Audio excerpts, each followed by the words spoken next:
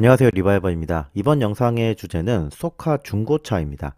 최근에 제가 쇼츠 영상으로 중고차 고를 때 헤이딜러 중고차 이력 보기에서 쏘카 이력이 있는지 확인할 수 있는 방법에 대해서 영상을 올렸는데, 이 서비스가 있기 전까지는 중고차가 렌트카로 사용된 이력이 있는지 확인할 길이 없었습니다. 비용을 내지 않고서는 말이죠.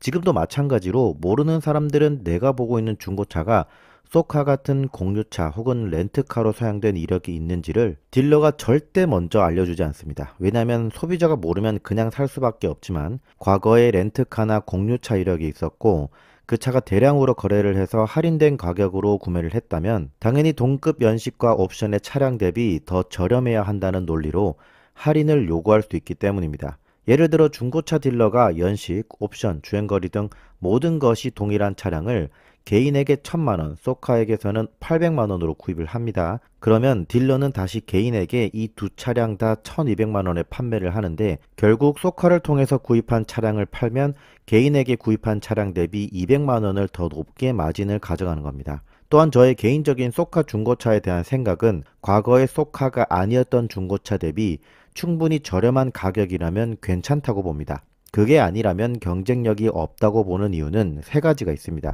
첫 번째로는 불특정의 수많은 운전자를 거쳐왔다는 겁니다. 자신의 소유의 차는 누구든 안전하게 운전을 합니다. 그런데 내 차가 아니라면 당연히 급가속이나 급감속 혹은 과속방지턱에서도 과속을 하는 등 차량에 안 좋은 영향을 끼칠 수 있는 모든 것을 할 수 있어요. 그 과정에서 엔진의 불안전 요소 증가, 부품의 마모도 증가, 브레이크 패드의 마모, 서스펜션의 충격, 이런 여러 가지 자동차에 안 좋은 영향을 끼칠 수 있겠죠. 두 번째는 사고입니다. 중고차 사고 이력 조회를 해보면 단순한 접촉 사고는 무사고로 판정합니다.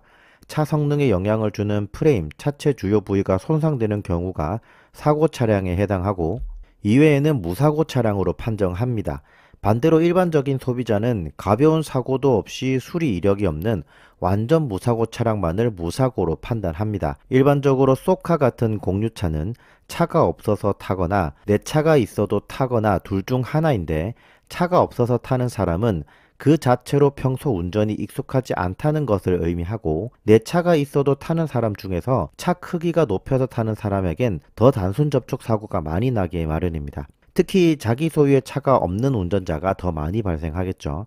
그렇게 수많은 단순 접촉 사고가 일어나더라도 무사고로 쳐버리니 할 말이 없지만, 그런 차량들에서는 부품 교환에 의한 유격소음, 외장 부품의 이색 현상 등이 발생할 수 있습니다. 세 번째는 담배 연기입니다. 쏘카에서의 흡연은 만원의 페널티 요금에 실내 세차 비용 10에서 20만원을 부과하고 3회 누적 시 회원 자격을 재심사합니다. 그런데 이건 명확하게 흡연이 적발되었을 때 기준이겠죠.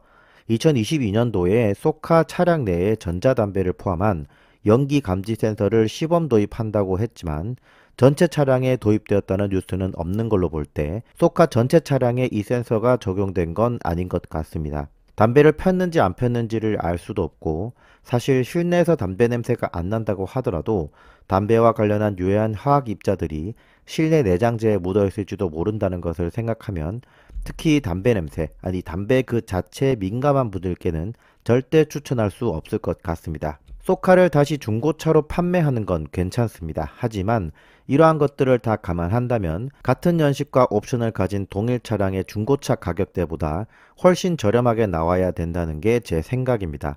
왜냐하면 쏘카처럼 동일한 옵션의 차량을 대량으로 한 번에 구매하면 할인을 받기 때문입니다. 이런 방식을 자동차 제조사에서도 선호하는 이유가, 며칠 동안 꾸준히 동일한 부품을 준비하면 되고, 페인트 도료도 동일한 것으로 대량으로 구매하면 싸고, 동일한 옵션으로 계속 생산되니까 품질적인 측면에서도 일관성 있게 관리가 되기 때문입니다.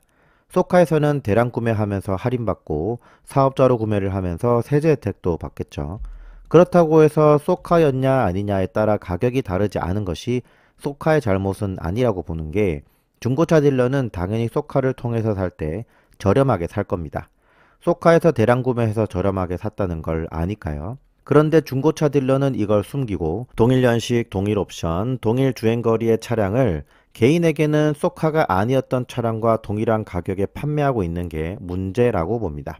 아무리 쏘카에서 관리를 해왔던 차량이라고 해도 불특정 다수의 운전을 거쳐왔다는 점과 초기 구매 가격이 저렴했다라는 점을 감안하면 동급 차량 대비 10에서 20%는 저렴해야 한다고 봅니다. 물론 딜러 입장에서 먼저 그런 판매 마진에 마이너스가 될 만한 부정적인 요소들을 먼저 공개할 일은 거의 없을 겁니다. 그 부분은 제가 중고차 딜러라도 같은 마음일 거예요. 그래도 이런 부분까지 공개해서 판매를 하는 것이 중고차 시장에서의 나쁜 인식 같은 부분들을 개선할 수 있지 않을까 생각이 됩니다. 하지만 그럴 일은 거의 없기 때문에 구매자들이 헤이딜러 중고차 숨은 이력 찾기를 통해서 이 차가 혹시 렌트카나 공유차로 이용된 건 아닌지 한번 확인을 해보는 것이 중요하다고 생각해서 이 영상을 만들게 되었습니다. 헤이딜러 광고 아니에요. 광고는 아니지만 이 서비스가 정말 개인 소비자에게 있어서 피해를 줄이고 합리적인 소비를 할 수 있는 정보를 제공하기 때문에 추천합니다. 이상으로 저는 리바이버였습니다. 감사합니다.